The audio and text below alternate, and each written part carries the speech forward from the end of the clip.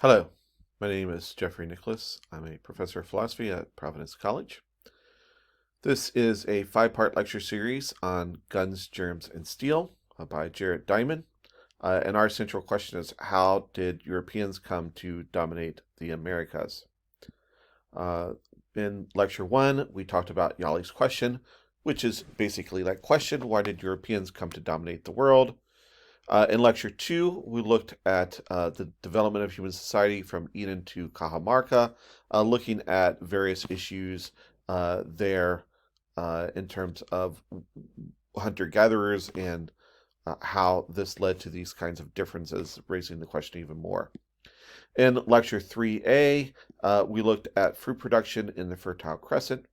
This is lecture 3B, or lecture 4, if you're counting that way, in which we're going to link food production to density of population. And in our final lecture, we will talk about how luck turns into germs and steel. So again, this is lecture 3B or lecture 4, where we're talking about food production.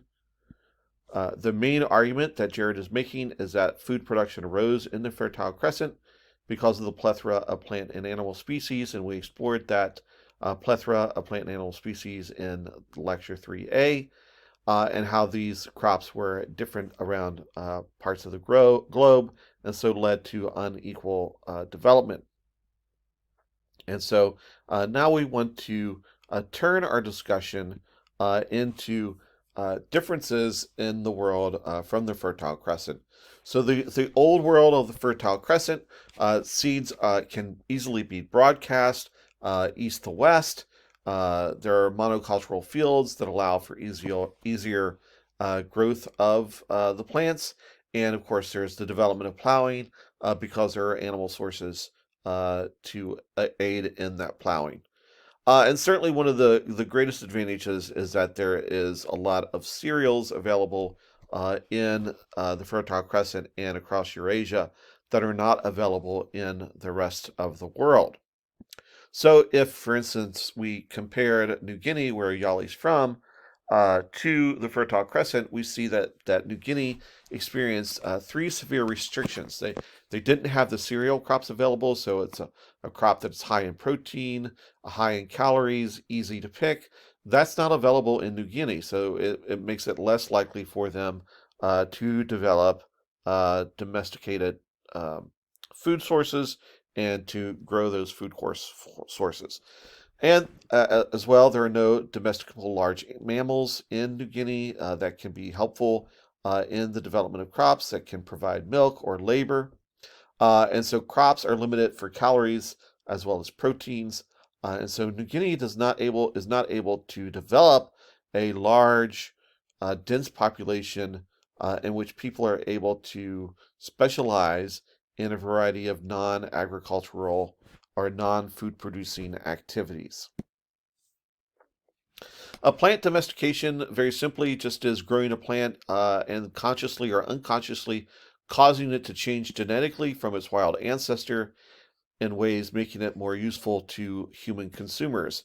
And so we've already looked at this in terms of the original species that led to maize today. You can see how small this was, why people would take their time to grow that plant obviously becomes questionable. It doesn't become as questionable if they're able to grow the maize at the bottom of the picture that seems like it has a lot of calories compared to the top of the picture. And so one of the things that we have to ask is what's going to lead to this kind of domestication of these plants, and some of it is done unconsciously. And so I talked in the last lecture about how people in their migrations might stop at the same place.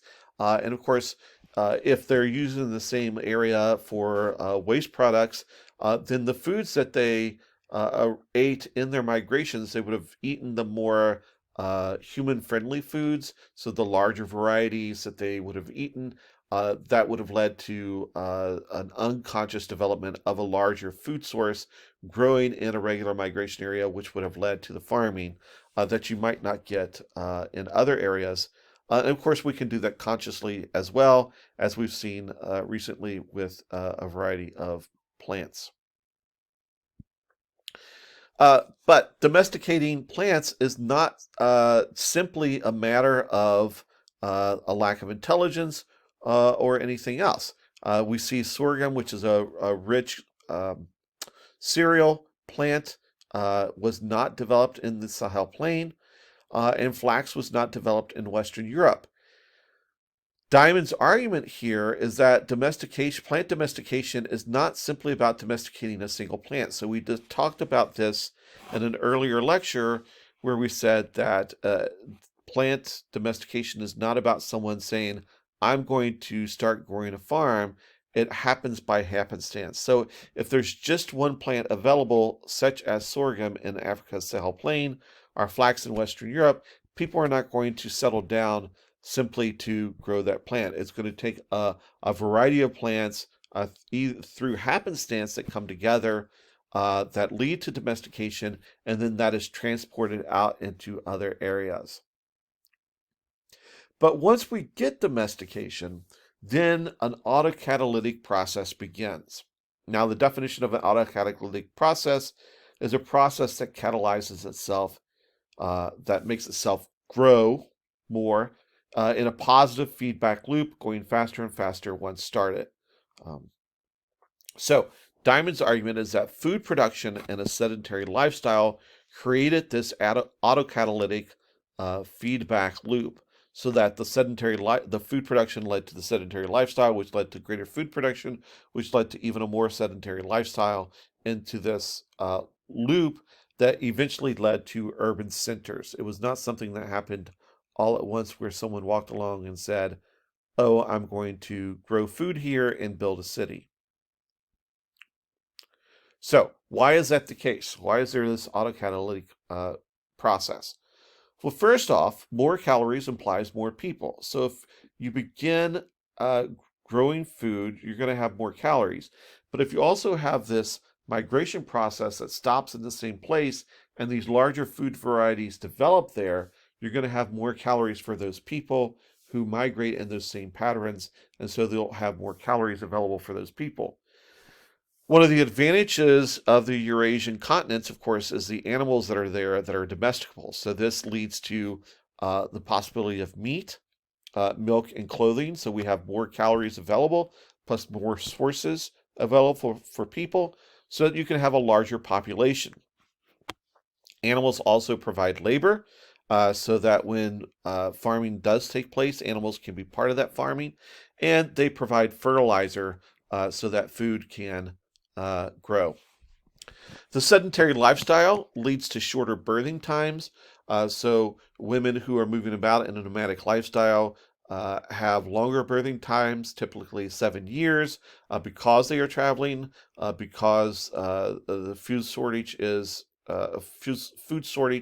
is more possible, and also because they're nursing most of that time.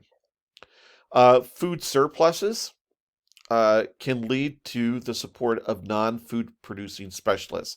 So if you have a sedentary lifestyle because you have more calories, then that food surpluses means that you're going to have people who can dedicate their life to something other than food producing, right? So this leads for Jarrett primarily to chieftains and warriors who can go out and conquer other peoples and get other goods and develop warlike activities that other peoples who do not have that lifestyle cannot develop. You also have the possibility for transport developing, partly because of the animals, but also because of the calories and the specialization, and of course training horses and other animals for war activities. So there's an autocatalytic process here that leads to larger settlements than to urban centers because you have more people in a denser population. Now, food can be imported, and in some places this happens peacefully, such as it did in Europe when founder crops are brought in, but sometimes it happens unpeacefully, such as it did in North America. What I think is interesting about North America is when you look at the plants that are available here, we see them spread throughout much of the world today. So beans, corn, and squash are certainly foods that you can find in many countries outside of the Americas today that are original to Americas. But these are also foods that were low in calories and so could not provide the kind of dense population. And as we saw in the last lecture, it was much more difficult to transplant these food sources because of the north-south axis of the two continents. So what we have then is the development of these four plants domesticated around 2500 BC, which is about 8,000 years later than what we have in the Fertile Crescent. And then this trinity of beans, corn, and squash developing in 1100 AD, which is some 9 to 12,000 years later than it did in Europe and Asia. And this is a result of the geographic luck that Eurasia continents gave to the people living there that people in the Americas did not have. So the Hopewell civilization in the Mississippi region sprang up about 9,000 years after Fertile Crescent food production. So it simply was too late to prevent the disaster of a European invasion, which had weapons and specializations that the Hopewell civilization did not have because they did not have that dense population to allow it. So, Diamond concludes that people with a head start on food production in Eurasia were able to develop a clear path to guns, germs, and still that other people were not able because they had the luck of a variety of plant and animal species that allow for the development of food, which led to the density of population and the specialization of different peoples. And so this takes us back to his primary argument that food production arose in the Fertile Crescent and because of the plant and animal species available there, and other places that had a Mediterranean-like environment lacked this flora and fauna. And so indigenous crops from different parts of the globe were not equally productive, and non-Eurasians were not able to prepare for the impending Eurasian invaders.